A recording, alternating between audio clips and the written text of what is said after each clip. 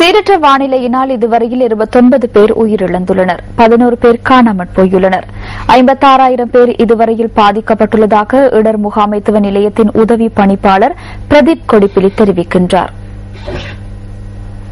பருவப்பேற்று காலநிலை வலுப்பெற்றுள்ளமையினால் எதிர்வரும் 18 மணித்தியாலங்களுக்குள் நாட்டின் பல பகுதிகளில் கடும் மழை பெய்யக்கூடும் என வளிமண்டலவியல் திணைக்களம் தெரிவிக்கிறது.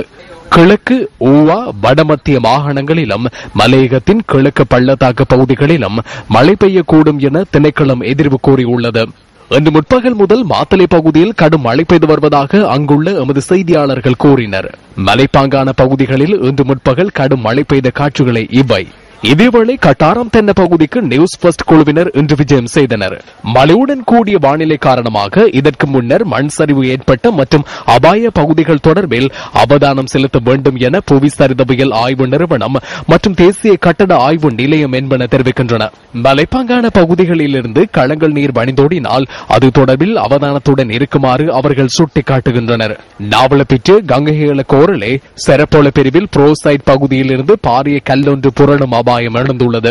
15 குடும்பங்களைச் சேர்ந்த சுமார் 200 பேர் இந்த அபாயத்தை எதிர்நோக்கியுள்ளதாக எமது பிராந்திய செய்தியாளர் கூறினார். கடந்த ஏப்ரல் மாதத்திலும் இந்த மலையிலிருந்து கல் புரண்டு விழுந்துள்ளதாக பிரதேச மக்கள் தெரிவித்தனர். மடல்மேடு சரிந்து விழுந்தமையினால் கண்டி மகியங்கண்ணை 18ஆம் வளைவு வீதி மீண்டும் மூடப்பட்டுள்ளதாக மாவட்ட இடர் முகாமைத்துவ உதவி பணிப்பாளர் இந்திக ரணவீர தெரிவித்தார். இது தொடர்பில் நாம் வினவிய போது மண் சரிவு அபாயமுள்ள மாவட்டங்கள் தொடர்பில் ஆராய்வதற்கு குழு ஒன்று நியமிக்கப்பட்டுள்ளதாக புவி சரிதவியல் மற்றும் சுரங்க பணியகம் குறிப்பிட்டது. பொறனறுவை கல்லெல பிரதேசத்தில் இடம்பெயர்ந்துள்ள 1100 குடும்பங்கள் தொடர்ந்தும் பிரதேச பாடசாலை ஒன்றில் தங்கியுள்ளனர். இதேவேளை பராக்கிரம சமுத்திரத்தின் 8 வான்கதவுகளும் ராஜாங்கனை நீர்த்தேக்கத்தின் 10 வான்கதவுகளும் திறக்கப்பட்டுள்ளதாக நீர்ப்பாசன திணைக்களம் தெரிவிக்கிறது. பராக்கிரம சமுத்திரத்தின் வான்கதவுகள் திறக்கப்பட்டதை அடுத்து பொறனறுவை மட்டக்களப்பு வீதியின் மணம்பிட்டிய பிரதேசம் நீரில் மூழ்கியுள்ளதாக மாவட்ட செயலாளர் நிமல் அபேசரி கூறினார்.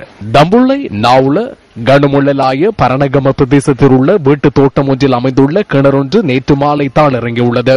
பிங்கிரிய கெட்டலுவாவ பிரதேசத்தில் சுமார் 276 குடும்பங்கள் சீரற்ற வானிலை காரணமாக பாதிக்கப்பட்டுள்ளனர்.